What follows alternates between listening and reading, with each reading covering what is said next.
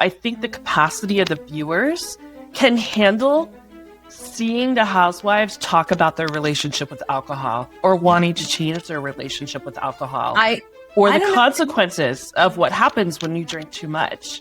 I brought it up on the show. You saw I was very upset one time years ago with Jeffrey, and I'm like, that is, I didn't want to shame her, but I was like, I was so taken aback when she fell that time and she got so insulted. I was actually worried about her. Then I was like, she just couldn't cape. But it frightened me. It truly frightened me. But, it's funny that no one wants to talk about it.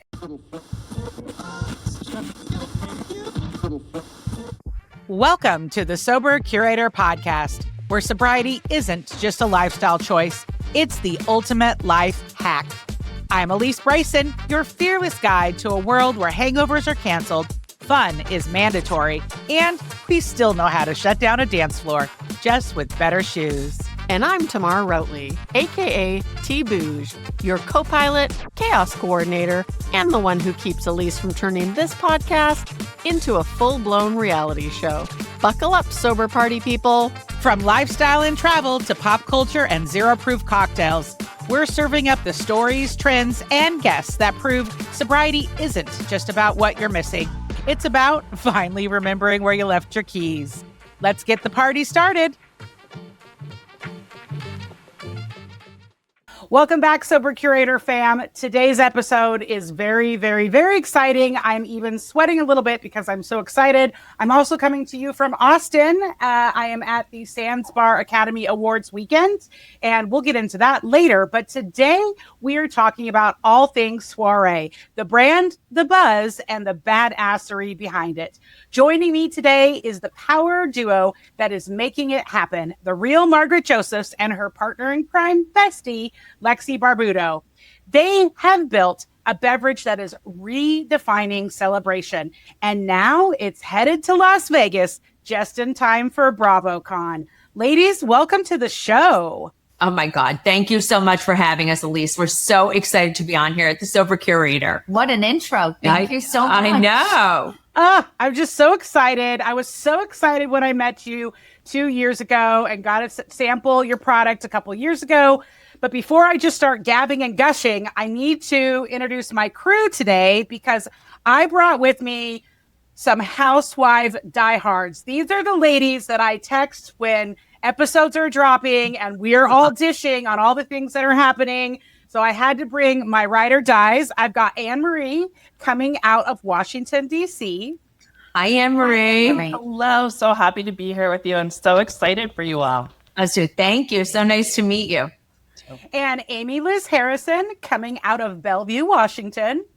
Hi, Amy Liz. Nice to meet you. So nice to meet you guys. I'm so excited. And Carolyn Bunn coming out of Seattle, Washington. Hi, Carolyn. So great to meet you. I'm so excited to be here. Okay, so you've had your brand for a couple years now. I think before we get to the really exciting news in Las Vegas, let's just hear a little background on how the brand came to be, how you two decided this was something you wanted to do. Like, give us kind of the 411 background. Yes. My entire life, I didn't drink alcohol. I guess I've always been sober. And the reason is I grew up with a mother that drank. And I think from, being a little girl, I was like, nervous. I was around people that drank. I think it was genetic in my family. My grandfather drank a little too much. It was alcohol was around, and it really made me nervous. So I made a conscious decision. I think I can't drink. I see there's a genetic component to it. And I was like, I could be a party girl without drinking. I'll be the designated driver. I'm still a good time girl. I could do this. But then I got on Housewives, and listen, a lot of people drank. I'm not going to say it didn't. And everyone would be like, Marge, why aren't you drinking? Something must be going on. I said, no, nothing's going on. I still could have a good time. But there was nothing for me to drink that felt elevated and fun. I'd be going out with Lexi, and she'd be drinking all these amazing drinks, fancy things with great flavors, like elderflower, like everything. And I was like, what am I having? Cranberry juice and club soda? So What did we say?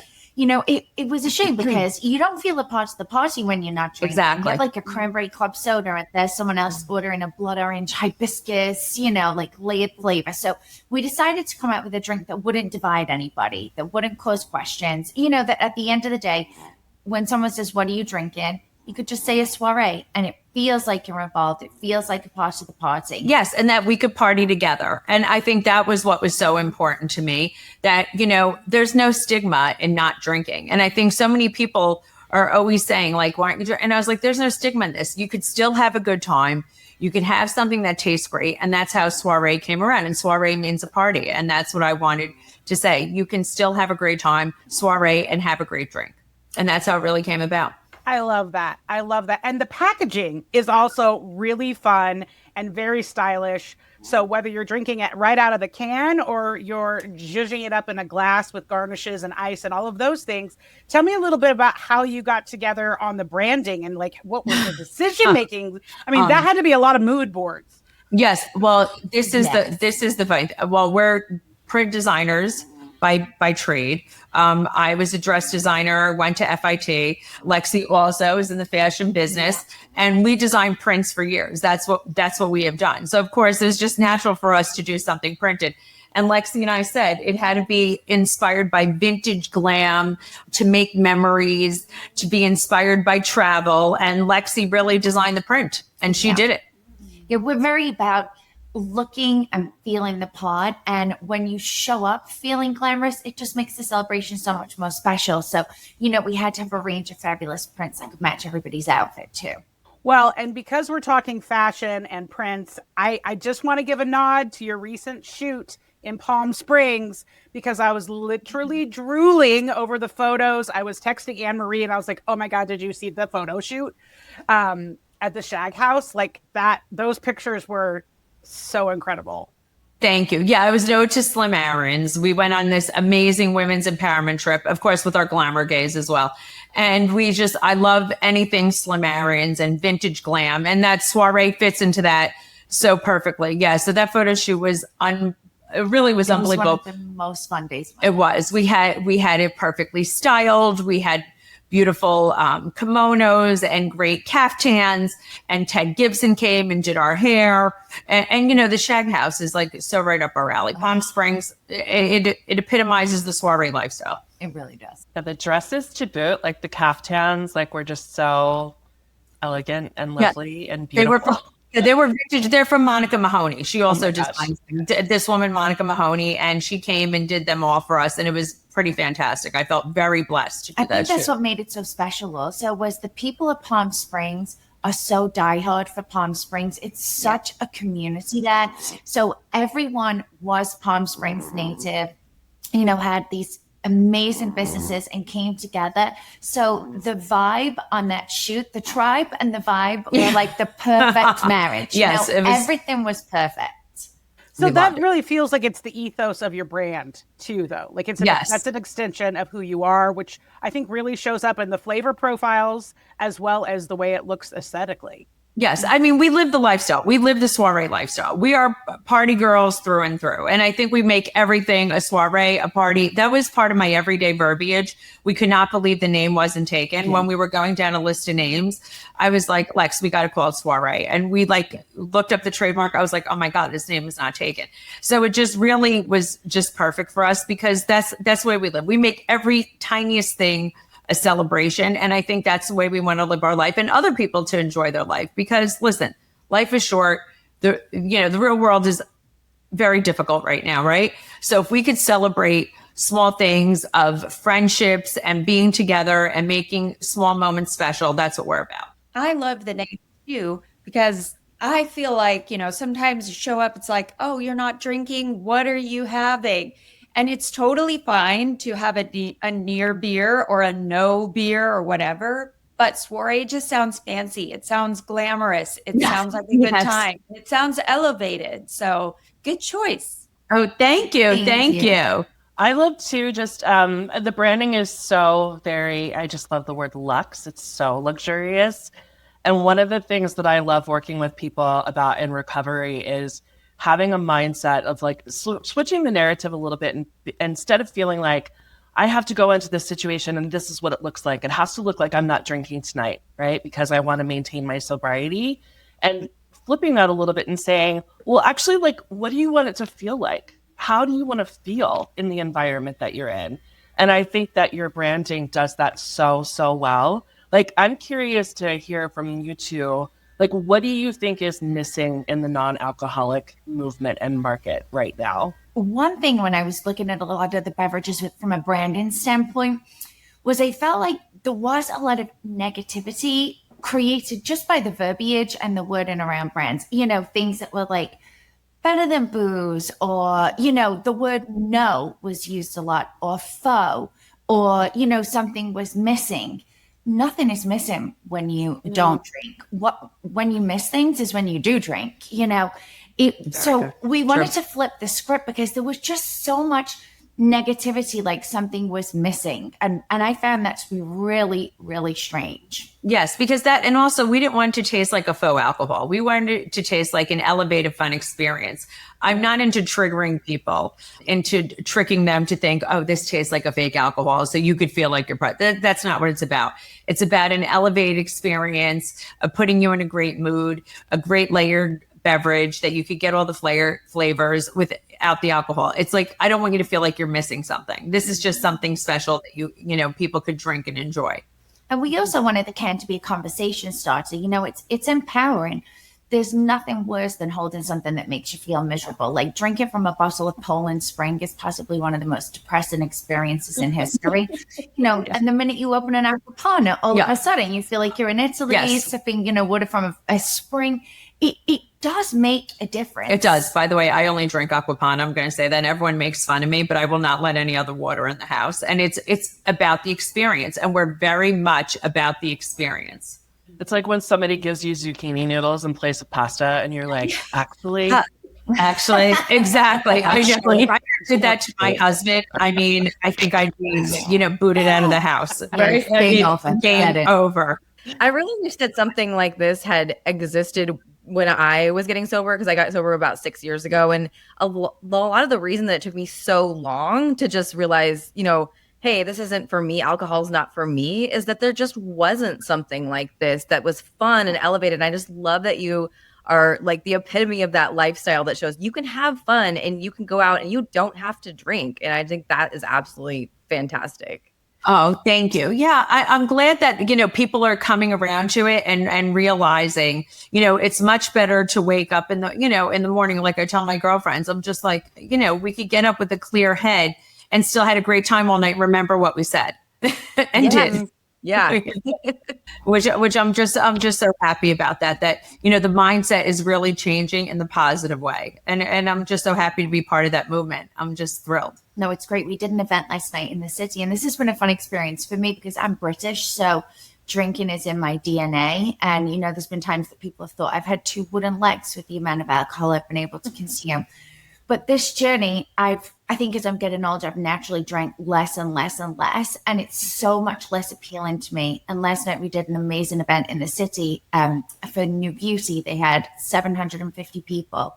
And I think I saw maybe 3 alcoholic drinks all night in the crowd. Everyone was drinking Soirée and water. And it was really fun to see. And a lot of the talk all night was about, just how health and wellness, especially in younger generations, is now such of importance to them that alcohol is just not a consideration. I think it's such a gift too to folks who are hosting, especially with the holidays and things coming up. Like I have friends and family, like I've been sober for 7 years and they're still asking me like, well, what do you want to drink then? Like they don't, like as a host, people don't know what to offer other than Diet Coke or water, or seltzer or whatever, cranberry lime. I mean, that's the we'll go to for fancy holiday drink, right? So I think it's such a gift too, to planning events and to the hostess or host to be able to say like, yeah, here's a really great non-alcoholic drink brand. It's going to feel really festive. It's going to look great on your table too.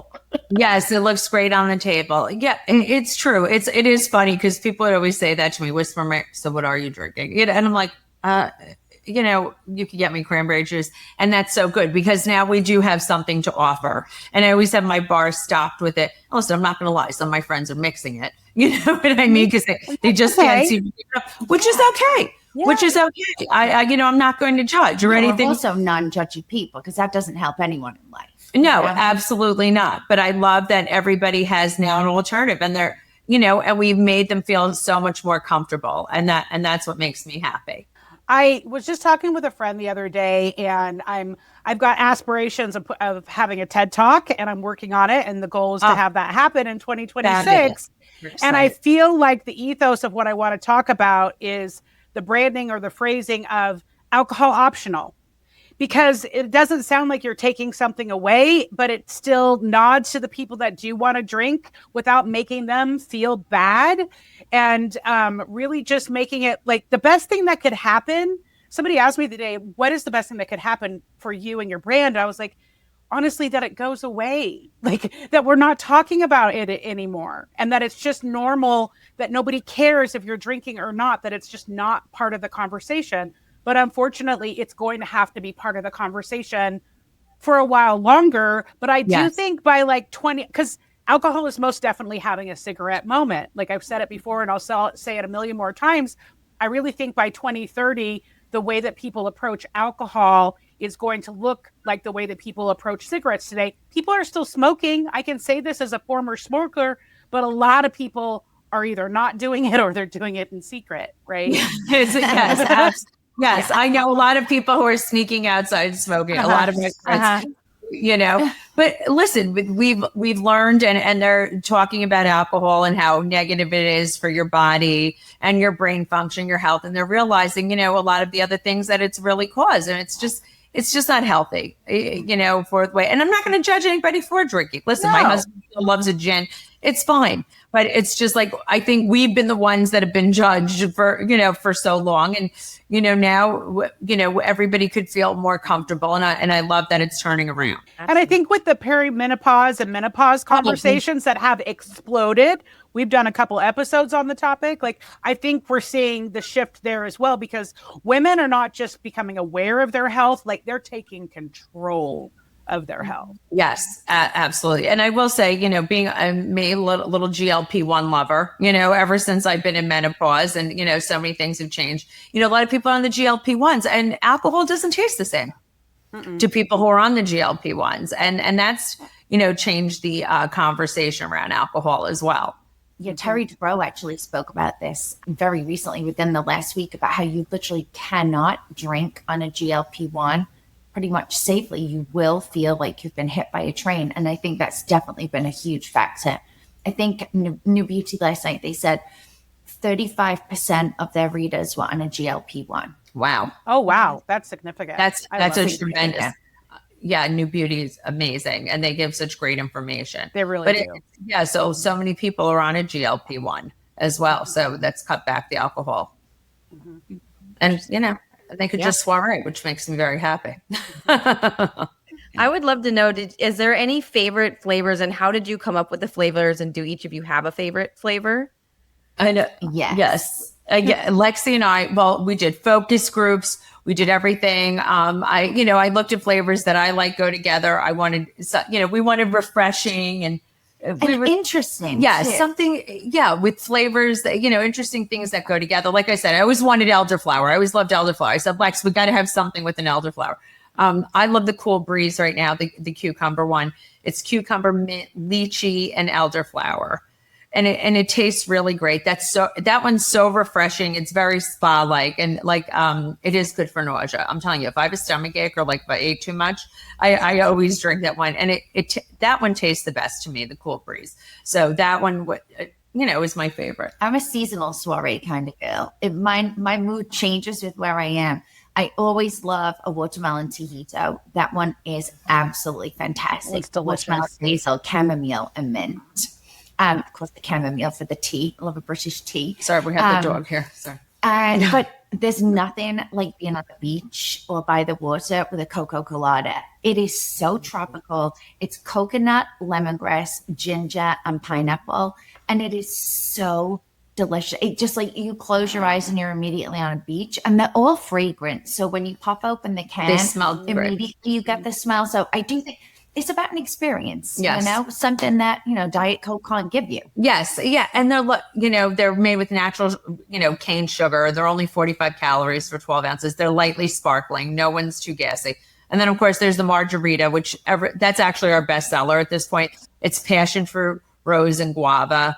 It tastes great. Everybody, that's like the universal everybody loves. Everybody loves that one the best. Yeah. So I feel like we hit a lot of different palettes. But we haven't really told anybody yet, which we're just going to tell you guys. It's a surprise. We have a new flavor coming out. It'll be out for dry January. It's a coffee flavor. We're super excited. It's called the Café Spritz. We can't wait for that one to come out. I think that will be my new favorite because I'm a known coffee drinker. I said to Lex, coffee drinker. Everybody's always like, Marge, you drinking iced coffee in a wine glass? Because I always wanted a big experience. So I said, we have to come out with a coffee flavor. And this one is so amazing. It's coffee. It has hints of cardamom, bitter orange. It has a little vanilla and a hint of cocoa. And it is so fantastic. When we taste it, when Lexi and I were doing the test, the flavor profiles, I was like, this is so good. Oh my God, I can't believe it. I have to be honest, I did put coffee, I put a little creamer in it. It tasted amazing that way also. It's really, you guys are going to love it. And I'm excited for that to debut in January, for dry January. I almost fainted when you put coffee creamer in the soda, but I will say those mom and wives are onto something there with that coffee creamer in the soda. They put it in this soda, but this was like, a Café Spritz.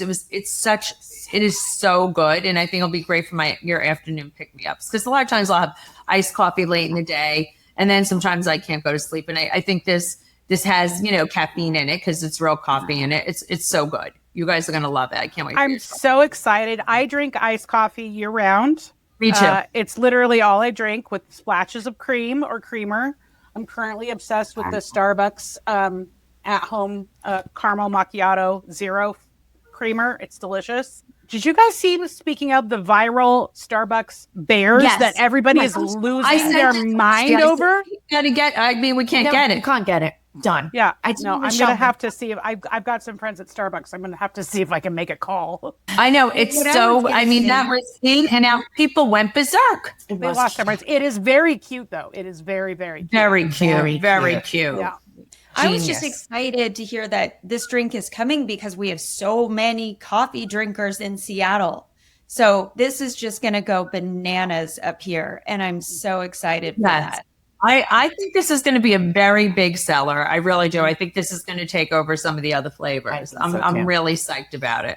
What are you hoping for if you flash forward to 2 years from now, 5 years from now? Where are you hoping that the brand goes? I really would like to. I have big aspirations. Obviously, we would love a big exit. Who wouldn't? Who doesn't love a big exit at some point in their life? In a few years. I really hope that on campuses and in sororities, we could make a difference in young girls' lives, because I definitely think my relationship with alcohol growing up, getting bombed and waking up in some way you weren't sure where you were was like, whoa, good job. Look at you. Whoa, college experience. That shouldn't be the college experience, especially in the world that we live in where we hop in Ubers. You don't know who's driving you. I want young girls to feel confident, empowered, and safe. And I hope that Soirée could be a really significant moment. We want, build a community. But in the younger girls, very, very important. Lexi and I were saying that. Hit the campuses, do that, have a Soirée society. That's what we said and that's important to us because, we didn't teach that when we were younger. Right. And you've done some of that. You've already laid the groundwork. Yes, we've laid the groundwork. We're really hustling with that. And we could really have a lot of talks about that. I could talk about that the way I grew up. Lexi could talk about it the way she grew up. And I think, we all know we make much smarter choices not being wasted. And I think young girls have to feel confident and empower them in their own skin. And I think, Soirée will definitely be part of that conversation. And that's very, very important to us. Mm-hmm. Mm-hmm. I just want to affirm that intentionality in all the conversational spaces I've been in about non-alcoholic drinks and brands. I haven't heard anybody talking that intentionally about building that relationship and building that confidence with young women in particular. So I just want to name that and validate that and affirm that and praise that. I think that's absolutely incredible. Incredible. Oh, thank you. Thank you. Thank you so much. I think it also comes from our friendship too, because, you know, we did grow up so differently. Like, you were so confident, self-assured, and sure in your decision not to drink from such a young age. And I just grew up culturally so different, where, you know, the drinking culture, I mean, by age 13, everyone's drinking in England. Yes. Well, like, you know, it's just the way it is. So I think that's something that is so important to us. No, it is so important the way, but also I was traumatized. That's why I didn't drink. I mean, truthfully, I was traumatized.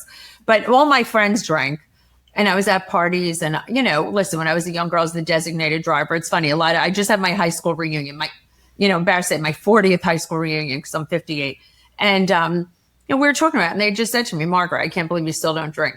And I said, no, I don't. You know, no one could ever say one story about me when I was young. It's actually, you know, because I was traumatized. I mean, my mother and I are 20 years apart, and I'm not throwing her under the bus, because, you know, people have said that to me, you're throwing your mother in the bus. No, I'm not, because she's an amazing woman. She was a very young mother. We were only 20 years apart. Things were very different in the 70s. That was just the lifestyle. And, but, you know, I could have went in either direction, right? It's either I could have been just like that behavior, or I could have turned out like I did. And I'm blessed that I, you know, turned out the way I did and chose not to drink. But, that's really what it is. I mean, my son always says, Mom, that's your superpower. Don't ever have a drink. And it's like, I'm not saying I never had a drink. I've had a drink, but then I got a horrible headache, and I was like, oh, this is not for me. I love that you two have such different backgrounds with drinking, and that you've come together to create this, because, you know, it really appeals to two very different groups of people that are maybe just getting sober, people that are just like, drinking wasn't for me. And it's able to show so many people that you can live a life of fun without, you know, having alcohol. Yes. No, I do. And I think, you know, it's, you know, I was with someone the other day, a dear friend, you know, who's in recovery. And they were like, this is the night, you know, they felt insecure for a second. They were like, this is the night I feel like I need a drink. We're going to this event. I was like, you don't need, and, you know, I tried to say, I was like, you don't need a drink. You're with me. We're going to go out there. We're going to kill it. You're going to feel confident. I'm going to hold your hand. You know, you're not going to remember anything if you have a drink. You know, it's not going to be the experience you want it to be. I promise you, you know, let's just, you have a Coca-Cola, it'll wake you up, you know, and we did it together. And the person felt so much better. But, you know, I understand that it was like the liquid courage, you know, that this person needed. And I was just like, you know, I feel like you also need like a good friend with you, you know, who's not going to let you fall off the ledge, you know, and you know, it's just so interesting. And I'm just so happy that, you know, we're part of this. I really am, you know, and I think that's one of the things I love so much is people are so surprised you don't drink. I know. Everyone thinks I'm like a hot mess. It's so fun. Not a hot mess. No, they do. Because you speak the truth with conviction, but, you know, to everyone all the time, and own who you are, which a lot of people can't do without a little extra. Without a little liquid courage, yeah. I get that a lot. People are like, you sure you're not a drinker? You seem like a drinker. And I'm like, I bet I do. But it's just I know. No, because I think, you know, when you're confident and you maybe drank before and now you don't drink, and that you're safe in your own skin and you feel confident in your own skin, people are like, oh, how could they be that way? Well, a lot of confidence comes from being sober and overcoming drinking and things like that, like you ladies. And that's a big deal. And, you know, that gives you a lot of confidence and a lot of authenticity, and that we could be our real selves. Amy, the one thing I wanted to ask you, so ladies, Amy has 8 children, 4 girls and 4 boys. And so Amy, knowing that you've got the 4 girls specifically, since we were talking about young girls, like, what are you hoping for your daughters? And like, what conversations have you already had with them because of your experience? Well, first of all, I just want to say that I am so impressed that Soirée exists and that you all shared this with us, that this is becoming, you know, or already has been your passion, that you've been laying this foundation for young women, because we talk about alcoholism or substance and alcohol use disorder or whatever you want to call it all the time in our house because of my experience. And I had a DUI with 4 of my older kids in the car 16 years ago now. And, it has really shaped our relationships because what I tell my kids is, look, I had this root of like insecurity. Just as you were sharing about, Margaret, I felt like I just could not get comfortable in my own skin and that wasn't okay. And so we talk about all the time how it's just fine for you to just be having an off day. There was something about my generation, Gen X, that was very like, and I grew up in the church, which is a whole nother thing, but it was like, everything has to be happy all the time. And I'm like, that's not real. We need to be able to be comfortable and say, you know what, I'm not feeling this tonight. I mean, I remember going to an event with my husband once and just eating a ton of Sour Patch Kids because I was trying so hard not to drink and I felt so out of place. But you know what? I stayed sober. So I think for me, the conversations that I have with my girls about really owning who you are and being okay to not feel okay, that you don't have to cover it up. You can be free to share it. I think Soirée is one of those things that provides that opportunity that they know if they go somewhere, they're going to have something that they can consume and not feel out of place and feel like it's all right to just own their own spirit and be the beautiful soul that they are. Amy, that's so important. No, you're absolutely right. And you've done, so amazing. I love that, you had the Sour Patch Kids.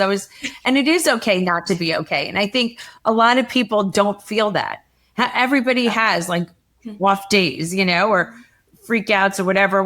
But it is funny though. Sometimes like if I'm in a bad mood or upset, my kids would say, my whole house would freak out if I was having an off day. They were like, what's going on? Yeah. And I'm like, what? I'm not allowed to have a bad day. You know what I'm saying? It's just, right? It's like, well, women are not allowed to have in general. Days. Yeah, it's true. Are not allowed to have bad days. Everybody is a freak out if the one person, like the stability of the family, is having an off day. Yeah. And I think we have to also normalize that people are allowed to have bad days. Every day is not amazing. And I think normalize also like sharing with the women in your life. That's the one thing. Again, I'm referencing last night because I was within a community of people that I just love, the beauty community. You would think was the most superficial, vain, bitchy, catty group of people. So supportive, so inspirational, so kind, so nurturing. And everyone shares their own, journeys and lifts each other up. And I think, we were all told to keep a smile, look good, don't worry about it, keep it together, you're fine, and it's okay not to be fine. And when you share it, those problems are halved. They say that in middle age, women do better. The most important thing that all women could do is have community because it's better for you than sleep. It's better for you than exercise. It's better for you than a good diet. Community and sharing is the most important thing. No, it's absolutely true. Well, that was the problem with menopause years ago. No one shared about it. So everybody was like in the dark about it. And now that we're sharing about it, it's so much more helpful to women in general. Mm-hmm. Yeah. Mm-hmm. And you're right. It is the community of everybody. Well, speaking of community, by the time this episode drops, BravoCon will be right around the corner, right around 1 or 2 days away. And so that's a huge community.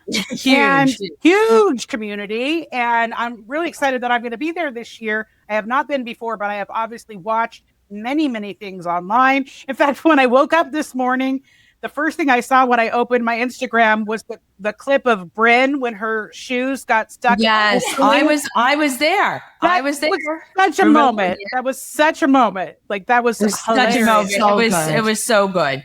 So talk to us about BravoCon, what it's like, what that community is like. And then I think that there's some exciting things happening in Vegas besides that. I will say there's nothing like BravoCon. The energy it's palatable. You could feel it. It's like you walk in, the screaming, the cheers, the fans, everybody's just so excited to be there.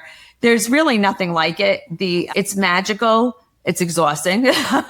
But the amount of people there, the panels, just everybody's just so hyped to be there. It's a lot of fun. You get to, meet everybody. All the different shows come together. listen, it's like a sorority and a fraternity, and the frat houses are meeting the sorority. You know, it's just so great. It's like the Super Bowl of Bravo. And it really just, everybody's so supportive, so fun. It's such a good time. It is nonstop parties. You are up all night, tons of events. And by the end of it, you need a vacation for sure. But it really is such a great thing. I mean, you do it like every 2 years, because every year it would be almost impossible to pull it together. And I love that it's in Vegas, because they pump oxygen into the buildings, because that's the only way you could stay wide awake. It's much easier. So this year it's at Caesars, which is great. They could accommodate us all. And I'm just so excited because Soirée, Caesars Casinos, has now bought into Soirée, which we're thrilled about. Right, Lex? We're very so excited because they realize they need a great non-alcohol option, a nice mocktail. So I was so happy. So it's debuting BravoCon weekend, which I'm thrilled about. And I'm so excited. At least we're having a nice event at the Vista Lounge Thursday night to celebrate BravoCon opening. It'll be a nice VIP event, which you'll be there at the Vista Lounge. So that's going to be great.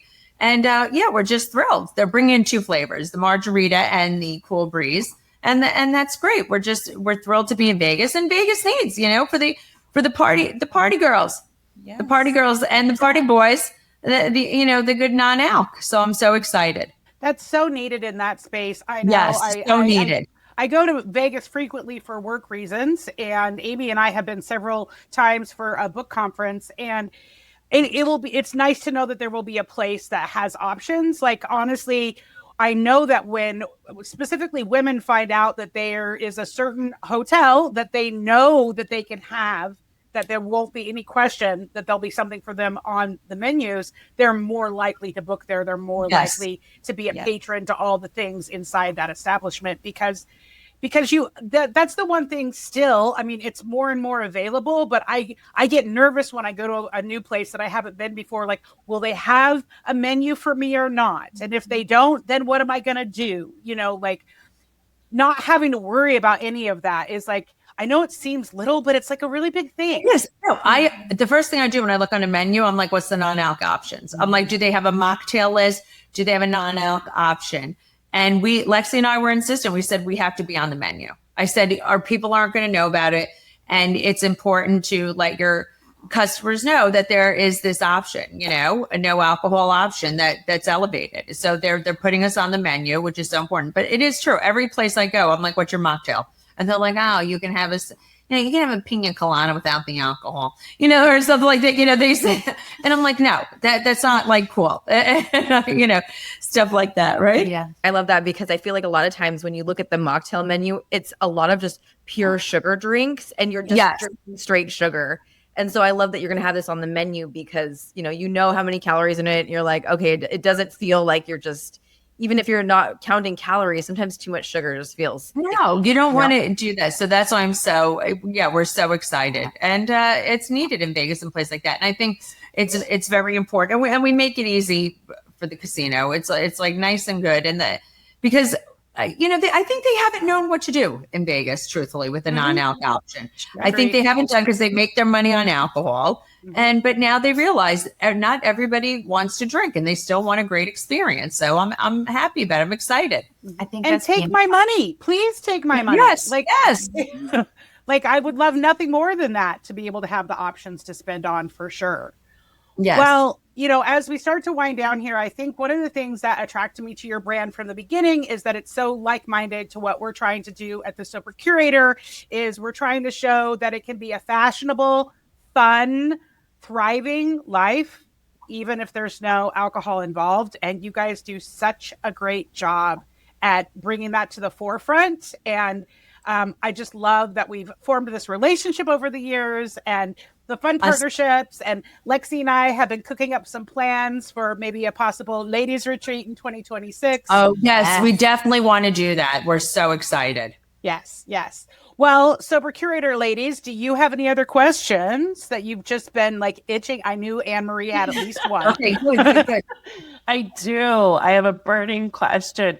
is for you, Margaret, as you've been, a housewife for a little while now. I'm wondering, like, if you are noticing a shift within the franchises that is trending more towards, or what the trend is around drinking, if that's shifting at all as we see it in the culture. Truthfully, not as much as you would think. I don't know. I've been watching. Some people are not drinking, right? Some people are not drinking because they've had an issue with drinking.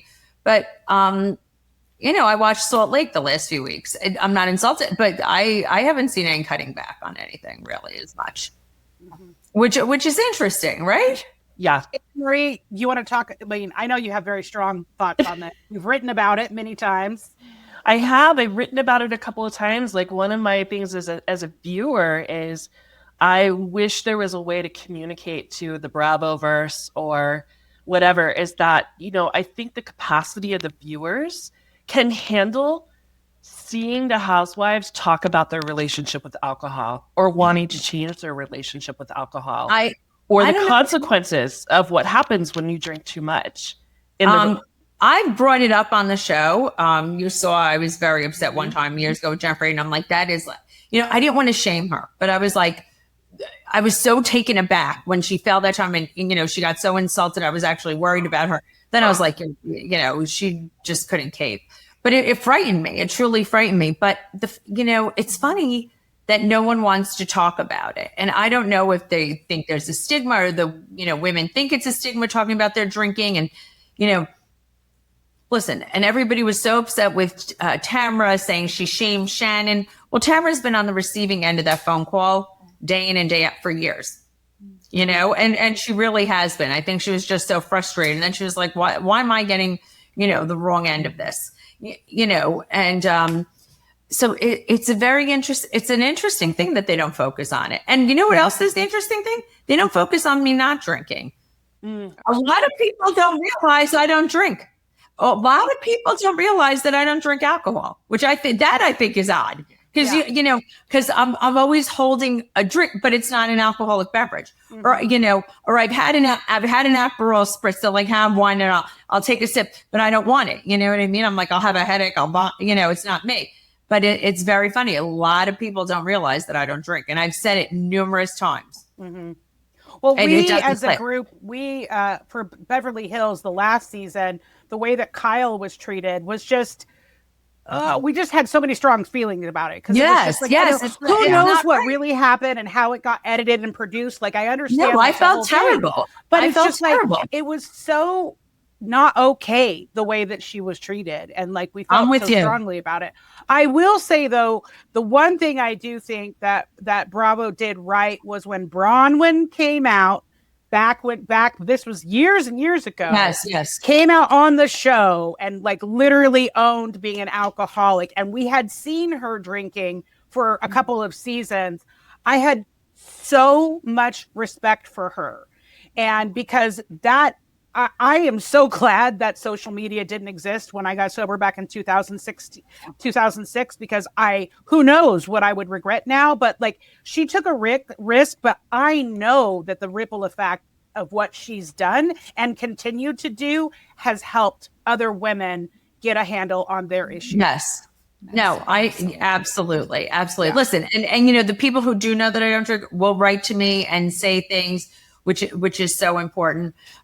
Listen, I got backlash saying that I threw my mother under the bus because I said she drank too much. I'm like, are you guys crazy? I'm sharing a story of, and my mother's okay with it. It's not like I didn't discuss it with my mother. That's not throwing my mother under the bus. I mean, this is what happened. I'm trying to help people here. I was like, oh my God, it's interesting. It is very interesting, but I would hope that the viewer, our viewers are high level, smart people, deep, and they can handle things. And it's interesting. I'm surprised that the conversation hasn't changed a little more. Yeah.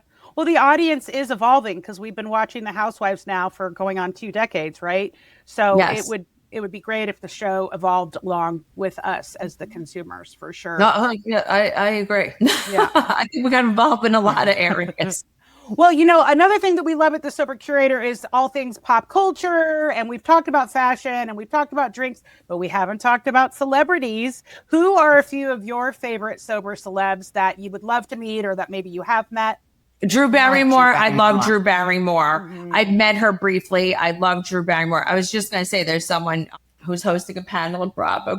I shouldn't even say who I love, who's sober, who we discussed it with. Chrissy Teigen. I love Chrissy Teigen. I did a cameo for her once, but I never met her. Which I love that she's sober now. Yeah, there's so many people who aren't drinking, sober celebrities. Who else is so fabulous and sober? No, not Matt. No. Some people confuse me too with their sobriety because I always thought Kim Kardashian was truly like a sober celebrity. And then she did an article in Vanity Fair saying that she got wasted with Glenn Close. So I get confused. It's very celebrity sobriety can be a little confusing. Well, it's also California. Some people are California sober, right? Yes. There's also that. Yes, there's also that. There's also that. But like Chrissy Teigen, and then who else? I'm trying to think. Who else? What guy do I love that's sober? I'm trying to think who I really love, who I want to send stuff to. Name me some males who I'm drawing a blank on. Let's see. Dax Shepard. Yes, Dax Shepard. Dax Shepard is amazing. There's so I know many. we got. I got to blanking. I got to Google. I'm blanking. Spider-Man. Who's the Spider-Man? Tom Holland's is. Oh, yeah. Tom Holland. Zac Efron is. Zac Efron is. I know. I'm trying Hopkins, Elton John. Elton John is sober now. Robert Downey Jr. Billy Joel give it up. Did Billy Joel wind up giving it up? I think he doesn't. There was his documentary. His documentary. On the fence, he didn't want to cave to it. Yeah, he didn't want to cave. But if you haven't listened to his Christy Brinkley's memoir. That's good. Fascinating. Fascinating. Christy Brinkley, even her in the documentary, it broke mine and Joe's heart. Oh, I know. That was hard. When she came out, I was crying because she really loved him and wanted him to be sober and everything else and everything. I almost fainted. I thought that documentary was unbelievable. Well, I kind of had the same feeling about Denise Richard in the Charlie Sheen documentary. Like she obviously still loves him. Like it was really clear and has been through a lot with him. So, yes, we love to talk about all the celebrity documentaries. There's so many now. Yes, I know. Yeah. I have to watch the Charlie Sheen one. I really have to watch that one. It's good. It's long. And it feels a little drunk-a-loggy versus where are you at now? Our group had some strong feelings about it. But overall, I love seeing celebrities share their platform because even if they don't do it maybe in the way I think that they should, what does it matter what I think? I think it all is raising awareness to the greater good. Like the tide rises. I absolutely agree. I have a super quick question. How do you two look so amazing, glammed down? Like I'm seriously jealous right now. Like your skin, just FYI, is freaking glowing. I can see it like shining through you, like in a good way. I do.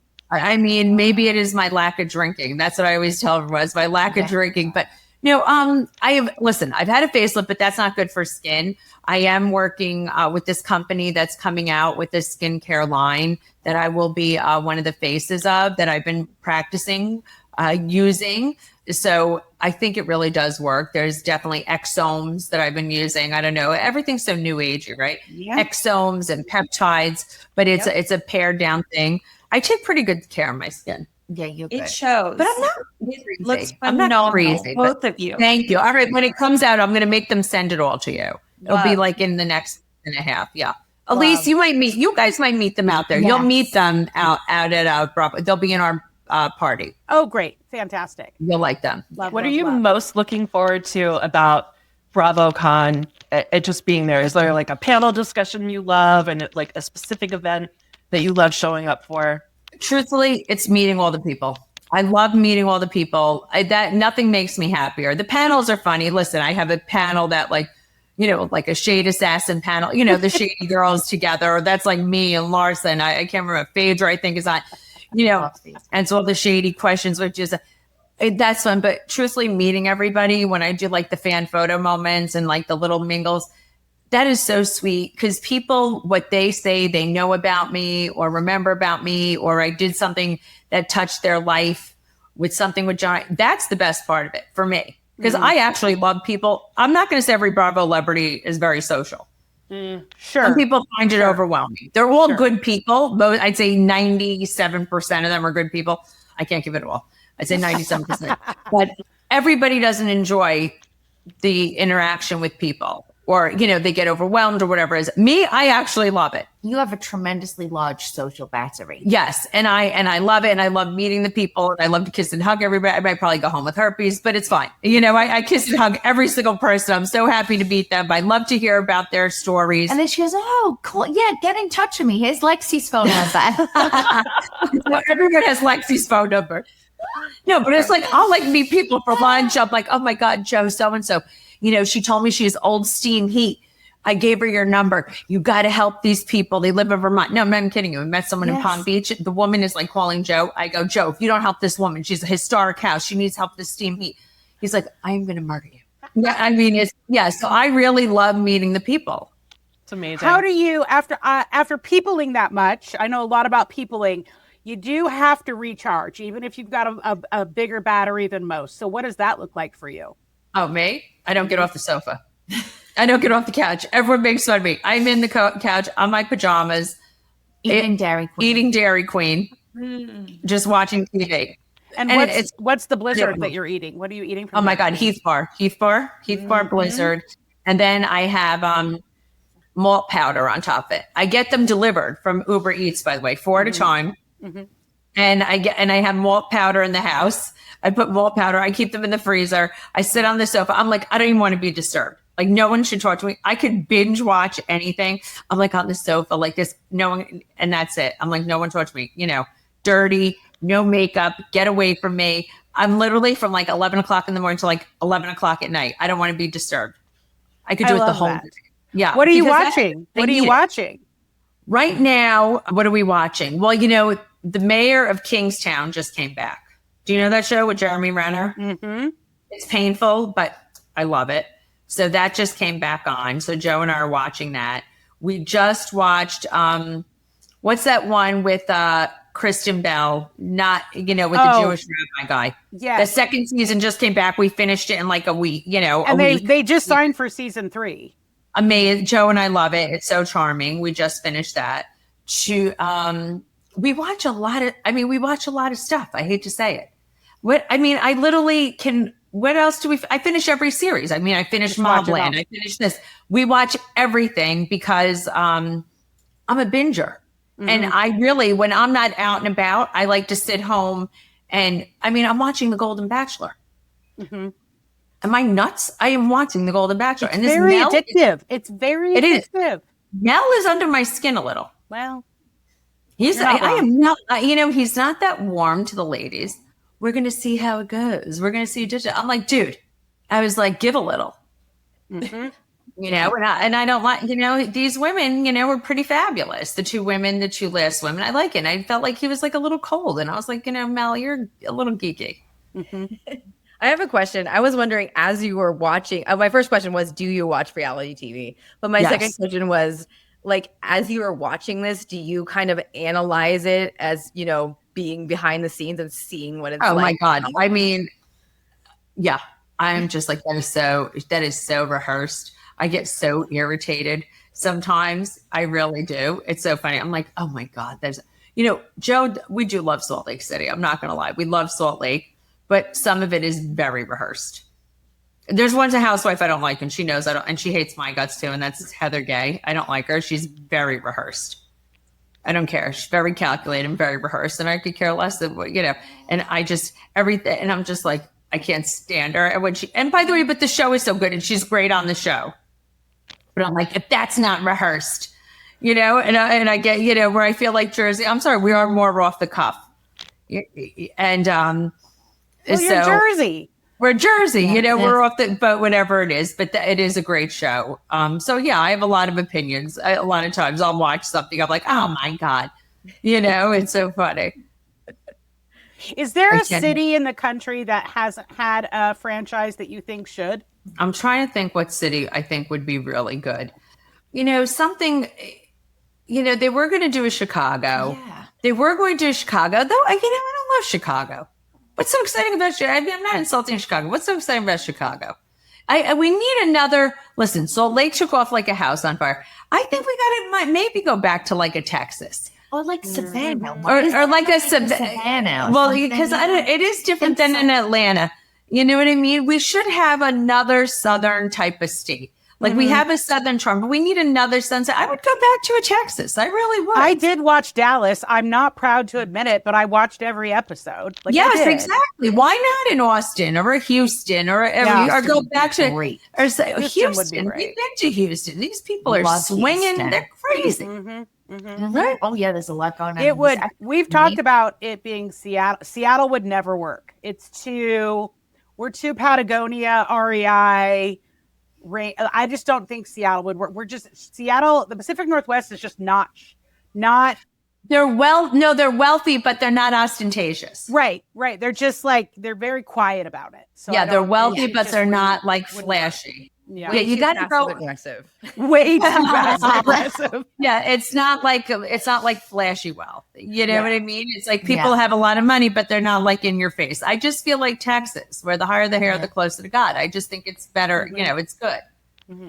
They got to go back to it. Love that. Well, I feel like one thing that we could start here in Seattle is wearing Palm Springs caftans and sitting around eating our Dairy Queen with Heath and malt powder. I'm totally in. We can bring that in. We can bring that. Everybody watch Palm Royale. Are you going to watch Palm Royale? Oh, coming back. Yes, loved it. It's on it. Mindy Cohn. The fashion in that was amazing. Obsessed, and that's coming back. And I am very excited. That's a very good one. So that you'll be wearing a caftan. Everybody's wearing a caftan there. That's the best. Wait. That's coming back. Can't wait. Here for it. Well, ladies, thank you so much for your time. Thank you. We're so excited to see you IRL. Yes. And let us know. We're going to put all the links in the show notes, but where can our audience find you in all the places? Okay. On me at The Real Margaret Josephs. Soirée is at Drink Soirée. Yeah, I'm at The Life of Mrs. B. And the Soirée website is drinksoiree.com. Yes. Perfect. Thank you. All right. Well, thank you everyone for your time. And remember, here at the Sober Curator, we like to say that getting sober matters. It does. Staying sober matters more. Until next time, this is Elise Bryson. We'll see you next time. Thanks for tuning in, because let's be real, we're way more fun than your ex's drunk texts. If you laughed, learned, or just need more of our voices in your life, honestly, who wouldn't? Hit that subscribe button, leave us a review, and send this episode to your sober or your I swear I'm only drinking on the weekends besties. And if you have a story, feedback, or hey, maybe you just want to slide into our DMs like it's 2012, well, we're here for it. Find more curated magic at thesobercurator.com. And remember, getting sober matters, staying sober matters more. Until next time, keep it real, keep it fun, and keep it sober.